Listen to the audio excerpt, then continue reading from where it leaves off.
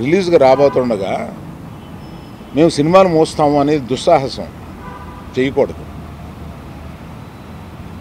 ఆ దుస్సాహసానికి మీరు ముందడుగు వేయకూడదు. అది పెద్దలు కానివ్వండి, చిన్నలు కానివ్వండి చెప్తున్నాను. ఎందుకంటే మన ఇండస్ట్రీ నుంచి వెళ్ళి మన ఇండస్ట్రీ నుంచి ఎవరు ఏది అడిగినా హెల్ప్ చేస్తున్న మనిషి ఆయన. ఆ రోజు మేము అశ్విని దత్ గారి కోసం కొద్దిమంది కలిపి వెళ్ళాం పవన్ కళ్యాణ్ గారిని కలవడానికి. అశ్విని దత్ గారి సినిమా వస్తుంది, దానికి కాస్త రేట్స్ ఇప్పించండి అని చెప్పి అడగడానికి. అప్పుడు ఆయన హింట్ చేశారు, చంద్రబాబు నాయుడు గారిని కలిశారా మీరు, ఛాంబర్ తరపున వచ్చి కలవండి. ఆ తర్వాత ఆ కమ్యూనికేషన్లో ఏం జరిగిందో ఏంటో ఆ తర్వాత ఎవరు దాన్ని పట్టించుకోలేదు. నేను ఒకళ్ళిద్దరితోటి ప్రస్తావిస్తే, చంద్రబాబు నాయుడు గారు మాకు తెలిసిన ఆయనే కదా, పవన్ కళ్యాణ్ గారు మాకు తెలిసిన ఆయనే కదా, మేము వెళ్ళి పని చేయించుకుంటున్నాం అన్నారే తప్ప ఛాంబర్ వారు కానీ ఏ సంస్థ కానీ వెళ్ళి అఫీషియల్గా మనం అందరం వెళ్ళి కలిసి కష్టం వచ్చినప్పుడు కలవడం వేరండి. కష్టం వచ్చినప్పుడు ఇప్పుడు మనం అసలు ప్రభుత్వం వచ్చిన తర్వాత వెళ్ళి మనం కలవాలి కదా, కలవలేదు. పవన్ కళ్యాణ్ గారు హింట్ చేసినా కూడా అది జరగలేదు. నిన్న ఎవరో మాట్లాడుతూ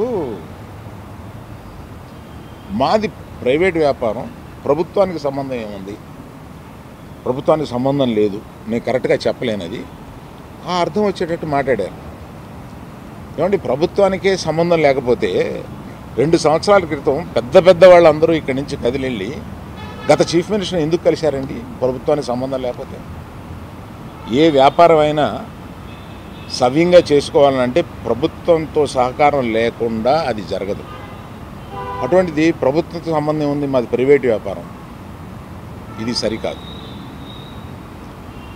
ప్రభుత్వంతో సంబంధం ఉంటుంది, ప్రభుత్వం కోఆపరేషన్ కావాలి. ఒకటే ఎగ్జాంపుల్, వాళ్ళ కోఆపరేషనే అక్కర్లేకపోతే మనలో పెద్ద వాళ్ళందరూ వెళ్ళి ఎందుకు కలిశారు, గత చీఫ్ మినిస్టర్ని ఎందుకు కలిశారు? మనకు కష్టం వచ్చిందనే కదా వెళ్ళి కలిశారు. కష్టం వస్తే కానీ వెళ్ళి కలవమా? ఒక ఫార్మాలిటీ లేదా?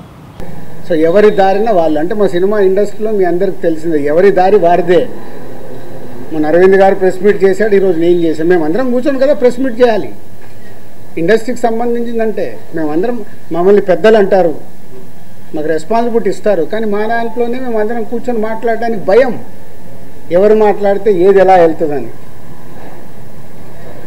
సో ఆ June 1 అనే టాపిక్ అలా వస్తే బయటికి మట్టుకు June 1 థియేటర్లు బంద్ అని స్ప్రెడ్ అయిపోయింది. అక్కడి వరకు జరిగింది. తర్వాత డిస్ట్రిబ్యూటర్స్ మీటింగ్ జరిగింది. డిస్ట్రిబ్యూటర్స్ మీటింగ్లో వాళ్ళు నిర్ణయాలు తీసుకున్నారు, లేదు ఇలా కుదరదు, మా ప్రాబ్లమ్స్ మాకున్నాయి కాబట్టి June 1 నుంచి థియేటర్లు కంటిన్యూ అవ్వాలి, మేము సినిమాలు రిలీజ్ చేస్తాం, మాకెవరు థియేటర్లు ఇస్తే వాళ్ళకి ఇస్తాము. ఎందుకు ఈ రోజు వరకు నాకు తెలిసి కోవిడ్లో తప్పితే ఎప్పుడు సినిమా థియేటర్లు ముయ్యలేదు నాకు తెలిసి. మీకేమైనా తెలిసి ఉంటే చెప్పండి సార్, అప్పుడు ఏదో థియేటర్లు మూసారని. ఈ రోజు వరకు కోవిడ్లో తప్పితే ఎప్పుడు థియేటర్ క్లోజ్ చేయరు. సినిమాలు రిలీజ్ ఉంటే సినిమాలు వేసుకోవాలనుకుంటారు ఎగ్జిబిటర్, మూసుకుంటే వాళ్ళకే నష్టం. ఆ రోజు ఆ మీటింగ్లో ఇంకొకటి కూడా నేను అండర్లైన్ చేసే వాళ్ళకి, 56 రోజులు మేము షూటింగ్లు ఆపాం, మేము ఏమీ సాధించలేకపోయాం. నిర్మాతలుగా ఏదైనా సాధించగలిగితే నిర్మాతలే సాధించాలి. ఎందుకు? ఎవ్రీవేర్ మేమే ఉంటాం కాబట్టి. మాకే ధైర్యం లేదు, మీరు ఎక్కడికి వెళ్ళి అవుతారో అది సాధ్యం కాదు అంటే వాళ్ళందరూ ఏకీభవించడం జరిగింది. తర్వాత స్ప్రెడ్ అయింది. డిస్ట్రిబ్యూటర్స్ మీటింగ్లో వాళ్ళు కాల్ తీసుకున్నారు, బంద్ వద్దు, బంద్ టాపిక్ లేకుండా వాళ్ళ ప్రాబ్లమ్స్ ఏమున్నాయో పెట్టండి. తర్వాత ప్రొడ్యూసర్స్ మీటింగ్ జరిగింది. ప్రొడ్యూసర్స్ మీటింగ్లో ఆ రోజు నేను పార్టిసిపేషన్ చేయడం జరిగింది. ప్రొడ్యూసర్స్ అందరం కూడా యునానిమస్గా ఎగ్జిబిటర్స్కి ప్రాబ్లమ్స్ ఉన్నాయని చెప్తున్నారు. అది మనం మాట్లాడుకొని వాళ్ళని ఎలా సాల్వ్ చేసి ముందుకు తీసుకెళ్దాం, థియేటర్లు ముయ్యడాలు చేయడాలు వద్దు, జాయింట్ మీటింగ్ పెట్టండి, జాయింట్ మీటింగ్లో క్లారిటీగా ఇది చెప్పుదామని. సో జాయింట్ మీటింగ్కి 23 అనుకున్నారు, 24 పెట్టారు. ఈ లోపలనే ఈ ఎపిసోడ్ అంతా ఇంకొక సైడ్ డైవర్ట్ అయింది. అది మీ అందరికీ తెలిసిందే. కళ్యాణ్ గారి సినిమా మీదకి ఇది డైవర్ట్ అయ్యి కళ్యాణ్ గారి సినిమాని ఇలా అనుకుంటున్నారు. దాంట్లో మేబీ నా పేరు డైరెక్ట్గా ఎక్కడా రాలేదు కానీ ఇండైరెక్ట్గానే వచ్చిందని అందరు చెప్తున్నారు. కళ్యాణ్ గారి సినిమా ఆపే దమ్ము ధైర్యం ఎవ్వడు ఆలోచించడు. ఎందుకంటే ఫస్ట్ థియేటర్లు బేసిక్గా ముయ్యరు. ఈ రోజు వరకు థియేటర్లు ముయ్యడం అనేది నా 30 ఏళ్ళ సర్వీస్లో నేను షూటింగ్లు ఆపుకున్నాం. ఎందుకు మా బాధలు ఉన్నప్పుడు ఆపుకునేదైనా సాల్వ్ చేసుకోవటానికి. కానీ థియేటర్లు ముయ్యడం అనేది ఈ రోజు వరకు జరగల. అది ఎపిసోడ్ కాస్త కళ్యాణ్ గారి సినిమా మీదకి తీసుకెళ్లారు. ఇప్పుడు కళ్యాణ్ గారికి ఏదైనా కోపం వస్తే పెద్దన్న అన్నాను కదా, పెద్దన్న తిడతాడు, పడతాము, ఏముంది. వాళ్ళ హర్ట్ అయ్యారు కళ్యాణ్ గారు, హర్ట్ అవుతూ మమ్మల్ని తిట్టే అధికారం వరకు ఉంది కదా, అట్లా ఆలోచిద్దాం. కళ్యాణ్ గారి గురించి నేను 22 ఏళ్ళ నుంచి చూస్తున్నాను. ఆయన కోపం వచ్చినప్పుడు ఆయన కోపపడేలాగా ఎపిసోడ్ జరిగింది.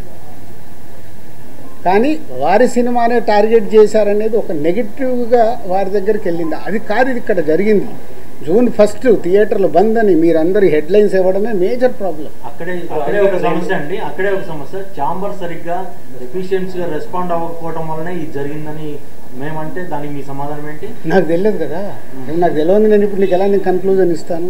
లోపల ఏమి జరిగింది మీకు ఒకటి, మీరందరూ ప్రాపర్గా మీకు కమ్యూనికేషన్. ఇప్పుడు అక్కడి నుంచి ఒక ప్రెస్ నోట్ వచ్చింది. ఇప్పుడు ఏపీ గవర్నమెంట్ నుంచి మినిస్టర్ గారి దగ్గర నుంచి ఒక ప్రెస్ మీట్ వస్తే ఆ ప్రెస్ మీట్ ఎంత అందంగా ఉంది. మేము ఛాంబర్ కూడా అదే చెప్తాం, ఏదున్నా పేపర్ మీద ప్రెస్ మీట్ లాగా పంపించండి అని. అక్కడ ఉండే 20-25 మంది బయటకు వచ్చి ఎవరికో తెలిసిన వాళ్ళకు ఒక న్యూస్ కమ్యూనికేట్ చేస్తారు. లోపల ఏం జరిగింది తెలుసా ఇది అని, అది హైలైట్ అవుతుంది. వెనకాల జరిగిన స్టోరీ లేకుండా ఓన్లీ క్లైమాక్స్ చెప్తేలా సినిమా అర్థం కాదు కదా. ఓన్లీ క్లైమాక్స్ ఒకటి వింటే సినిమా అంతా చూస్తే కదా. నేను అందుకే లోపల ఉన్నాను కాబట్టి చెప్తున్నాను. ఇది చెప్పడానికే ఈరోజు నేను ప్రెస్ మీట్ పెట్టింది. లోపల ఏం జరిగింది, ఈ ఎపిసోడ్ ఎలా స్టార్ట్ అయింది, ఎవరి దాలు భుజాలు తడుముకుంటున్నారు, నాకెందుకు. థియేటర్లు బంద్ లేదు అని ఛాంబర్ వెంటనే ప్రతిస్పందించిన ఇంతవరకు నేను అదే కదా చెప్తా. ముందు అంటే అక్కడ ఎగ్జిబిటర్స్ ఒకలాగా ఉన్నారు, ప్రొడ్యూసర్స్ ఒకలాగా ఉన్నారు, డిస్ట్రిబ్యూటర్స్ ఒకలాగా ఉన్నారు. ఛాంబర్ ఏం చూస్తుంది, ఛాంబర్కి ఒక లెటర్లో క్లియర్గా ఉంది, కమ్యూనికేషన్ ఈజ్ ఇంపార్టెంట్.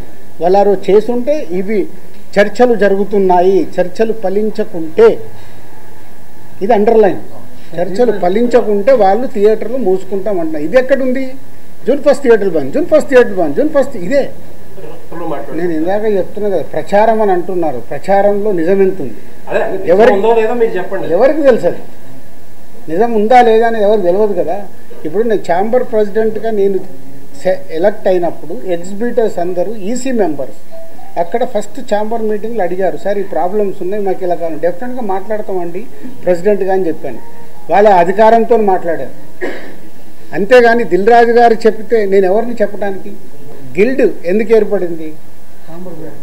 ఎందుకు? సినిమాలు నిర్మించే వాళ్ళు 10 నుంచి 20 మందే యాక్టివ్గా ఉండేవాళ్ళు ఉన్నారు. వాళ్ళ సమస్యలు వాళ్ళకే తెలుస్తాయి. కాబట్టి మనం కౌన్సిల్లో మాట్లాడినా, అందరిట్లో ఛాంబర్లో మాట్లాడినా వీటికి మాకు సాల్వేషన్ రాదని గిల్డ్ అనేది ప్రారంభించడం జరిగింది. ఆ యాక్టివ్గా ఉన్న ప్రొడ్యూసర్స్, అక్కడ వర్కింగ్ కమిటీ అనేది ఒకటి, యాక్టివ్ ప్రొడ్యూసర్స్ ఒకటి, 2 గిల్డ్లో 2 కమిటీలు ఉన్నాయి. ప్రొడ్యూసర్స్కి సంబంధించిన మట్టుకే అక్కడ మాట్లాడతారు. కాబట్టి అరవింద్ గారు ఆ సెన్స్లో అని ఉంటారు. But ultimate final government approach కావాలన్నా, ఫెడరేషన్తో మాట్లాడాలన్నా, ఏదైనా main body is a chamber. But ఇప్పుడు ఈ ఇష్యూ మీద గిల్డ్లో కూడా ఏకాభిప్రాయం లేదు కదా? ఎక్కడ ఉండదు. కాదు ఇక్కడ కాదండి, సినిమా ఇండస్ట్రీలోనే ఏకాభిప్రాయం ఉండదు. గిల్డ్ ఏంటి? ప్రొడ్యూసర్ల మధ్యలో ఉందా, డిస్ట్రిబ్యూటర్ల మధ్యలో ఉందా, ఎగ్జిబిటర్స్ మధ్యలో ఉందా? చాలా లాంగ్ ట్రావెల్ ఉన్న ప్రొడ్యూసర్స్ కూడా ఇప్పుడు ఈ విషయంలో డిఫర్ అయ్యారు కదా. అదే అవుతారు అంటున్నా. ఇప్పుడు నేను ఖచ్చితంగా నాకు పర్సంటేజే కావాలి, వాళ్ళకి హెల్ప్ చేద్దామని నేను అంటే వాళ్ళు ఏ అపోహలో ఉన్నారు? అదే అపోహలో ఉన్న రాజుగారు ఎటుంటారు? గోడ మీద పిల్లిలాగా ఎందుకు చూడడము? డైరెక్ట్ నాతో వచ్చి మాట్లాడవచ్చు కదా. పవన్ కళ్యాణ్ గారి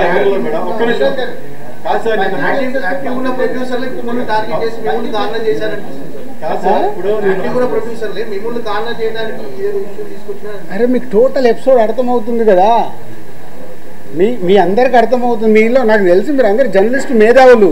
టోటల్ ఎపిసోడ్ మీకు క్లియర్గా అరటి పండు ఒలిసినట్టు ఓపెన్ చేశా.